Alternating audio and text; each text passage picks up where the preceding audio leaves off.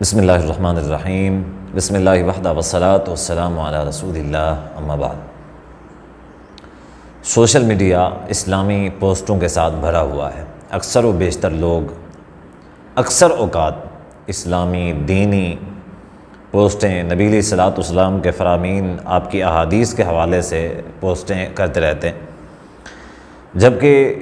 ان پوسٹوں میں کم و بیش 50% پوسٹیں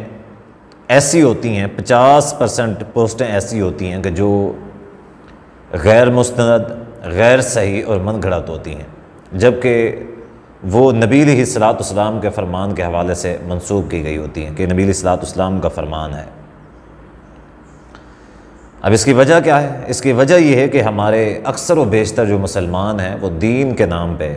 اسلام کے نام پہ، اس کی محبت میں، یقیناً ثواب کی نیت سے جو بھی بات سنتے ہیں یا جو بھی بات ان کے سامنے دین کے نام پہ منسوب آتی ہے، وہ اس کے اوپر عمل بھی کرتے ہیں، اس کو آگے بھی پھیلاتے ہیں، جبکہ ایسا کرنا یہ بہت بڑا کبیرہ گناہ ہے، جس کو آج ہم کبیرہ گناہ سمجھتے ہی نہیں ہیں۔ اس حوالے سے میں آپ لوگوں کے سامنے چند احادیث رکھنا چاہوں گا کہ جو شخص سنی سنائی بات کو آگے پھیلاتا ہے دین کے نام پہ وغیرہ وغیرہ، اس کا کیا انجام یا کیا گناہ ہو سکتا ہے۔ صحیح مسلم کی حدیث ہے، نبی علیہ الصلوۃ والسلام نے فرمایا کہ کفا بالمرء کذبا ان یحدث بکل ما سمع، کہ کسی شخص کے جھوٹا ہونے کے لیے اتنا کافی ہے کہ کوئی شخص کسی سنی سنائی بات کو آگے پہنچائے، آگے پھیلانا شروع کر دے، وہ کوئی کسی حوالے سے بھی ہو، دین کے حوالے سے ہو، دنیا کے حوالے سے ہو، سنی سنائی بات ہے، وہ اس کو آگے پھیلاتا ہے، تو اس شخص کے جھوٹا ہونے کے لیے اتنا ہی کافی ہے۔ جبکہ ایک اور حدیث ہے، نبی علیہ الصلوۃ والسلام نے فرمایا کہ یرحم اللہ تعالیٰ ایسے شخص کے اوپر رحم کرے کہ جو میری حدیث کو سنتا ہے، میری حدیث کو سننے کے بعد اس کو یاد کرتا ہے، جیسا اس نے سنا ویسے اس نے یاد کیا، لیکن پھر آگے جیسا اس نے یاد کیا تھا کما حق ہو ویسے اس نے آگے پہنچایا، تو اللہ تعالیٰ اس شخص کے اوپر رحم کرے۔ ایک روایت کے الفاظ ہیں کہ اللہ تعالیٰ اس ایسے شخص کے چہرے کو تر و تازہ رکھے۔ تو ایک طرف یہ ہے کہ جو شخص سنی سنائی بات بغیر تحقیق کے آگے پہنچاتا ہے وہ جھوٹا ہے، اور ایک شخص وہ ہے جو نبی علیہ الصلوۃ والسلام کی حدیث کو اچھے سے یاد کرتا ہے، اس کی تحقیق کرتا ہے، اس کو آگے پہنچاتا ہے، اس کے لیے نبی علیہ الصلوۃ والسلام کی رحم کی دعا ہے۔ اب آئیے نبی علیہ الصلوۃ والسلام کی ذات کے اوپر جھوٹ بولنا کیونکہ ایک شخص جو کسی بھی بات کو یا تو جان بوجھ کے جھوٹ پھیلاتا ہے دین کے نام پہ، یا پھر ایک شخص وہ ہے جو دین کے نام پہ جھوٹ نہیں پھیلانا چاہتا لیکن وہ ایک سنی سنائی بات ہے اس کو آگے پہنچاتا ہے، تو یہ بھی نبی علیہ الصلوۃ والسلام کی ذات کے اوپر جھوٹ کے مترادف ہے۔ تو نبی علیہ الصلوۃ والسلام نے فرمایا، صحیح مسلم کی حدیث ہے، آپ نے فرمایا کہ من کذب علی متعمدا فلیتبوأ مقعدہ من النار، کہ جو شخص جان بوجھ کے میرے اوپر جھوٹ بولے تو وہ اپنا ٹھکانہ جو ہے وہ جہنم میں بنا لے۔ یقیناً بہت بڑی چیز ہے۔ اس سے پہلے نبی علیہ الصلوۃ والسلام نے فرمایا کہ میرے اوپر جھوٹ بولنا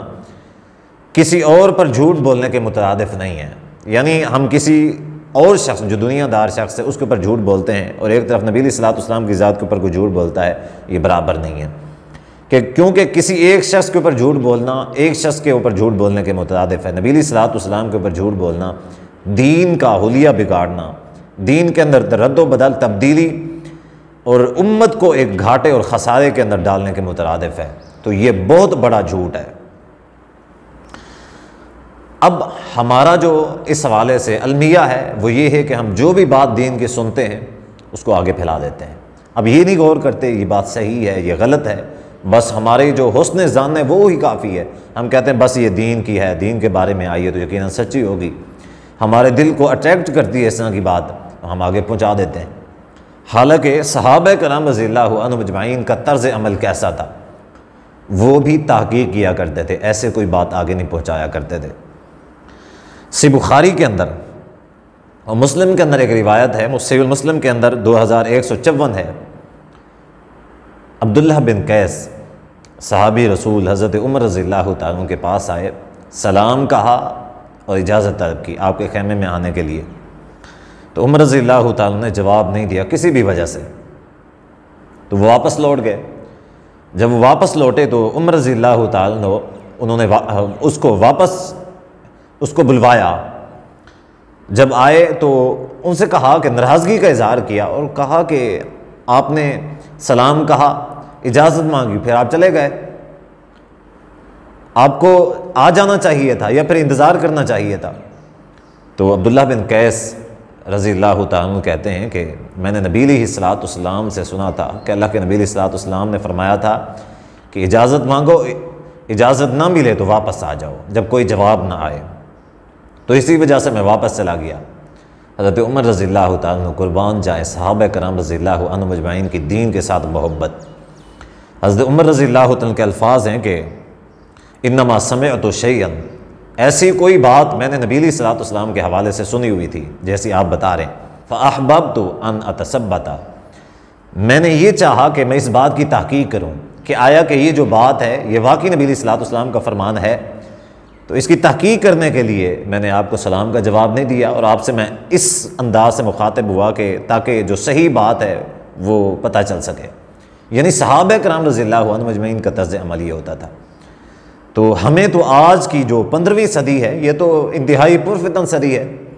اس حوالے سے ہمیں انتہائی احتیاط کی ضرورت ہے، اور اس احتیاط کے دور میں بھی ہم احتیاط نہیں کر رہے۔ نبی علیہ الصلوۃ والسلام نے 3 جھوٹ بتائے ہیں کہ جو سب سے بڑے جھوٹ ہیں۔ اب یہ جو روایت ہے یہ صحیح بخاری کے اندر 3509 ہے۔ نبی علیہ الصلوۃ والسلام نے فرمایا کہ سب سے پہلا بڑا جھوٹ یہ ہے کہ کوئی شخص اپنے باپ کے علاوہ اپنے آپ کو کسی اور کی طرف منسوب کرے، یہ پہلا جھوٹ۔ اور دوسرا جھوٹ نبی علیہ الصلوۃ والسلام نے جو بتایا وہ یہ تھا کہ کوئی شخص ایسا دعویٰ کرے کہ میں نے فلاں چیز دیکھی ہے، کسی چیز کو دیکھنے کا دعویٰ کرے جبکہ اس نے حقیقت کے اندر ایسی کوئی چیز نہیں دیکھی، اس نے جھوٹ بولا، تو یہ بہت بڑا جھوٹ ہے۔ اور تیسری بات نبی علیہ الصلوۃ والسلام نے فرمایا کہ کوئی شخص ایسی بات میری ذات کے بارے میں کہے جو بات میں نے نہ کہی ہو، تو یہ 3 بڑے اور بدترین جھوٹ ہیں دنیا کے۔ تو یقیناً اگر ہم ثواب کی نیت سے بھی، حسن ظن کی بنیاد کے اوپر بھی اگر ہم ایسی کوئی پوسٹ شیئر کرتے ہیں سوشل میڈیا کے اوپر بغیر تحقیق کے، تو کم سے کم وہ ہمارے جھوٹا ہونے کے لیے کافی ہے۔ اور جو آپ خود اندازہ لگائیں کہ کوئی شخص اگر اس کے اوپر عمل کرتا ہے، اس کو دین سمجھتا ہے، اس کا وبال جو ہے، جھوٹی بات کے اوپر عمل کرتا ہے، اس کا وبال ہمارے کھاتے میں ضرور آئے گا۔ تو ایسا گناہ جاریہ اگر وہ آگے پھیلتا ہے، لوگ اس کے اوپر عمل کرتے جاتے ہیں، جب تک وہ برائی پھیلتی جائے گی، جتنی زیادہ پھیلتی جائے گی، جتنا زیادہ اس کے اوپر لوگ عمل کرتے جائیں گے، اس کا وبال جو ہے، اس کا گناہ ہمارے کھاتے میں جمع ہوتا رہے گا۔ تو ہمیشہ اس حوالے سے احتیاط کرنی چاہیے کہ کوئی بھی پوسٹ سوشل میڈیا کے اوپر پوسٹ کرنے سے پہلے دین کی بات، اس کی تحقیق کر لینا ضروری ہے۔ اللہ تعالیٰ سے دعا ہے کہ اللہ تعالیٰ ہمیں دین اسلام کو سمجھنے، اس کے مطابق عمل کرنے کی توفیق عطا فرمائے۔ والسلام علیکم ورحمۃ اللہ وبرکاتہ۔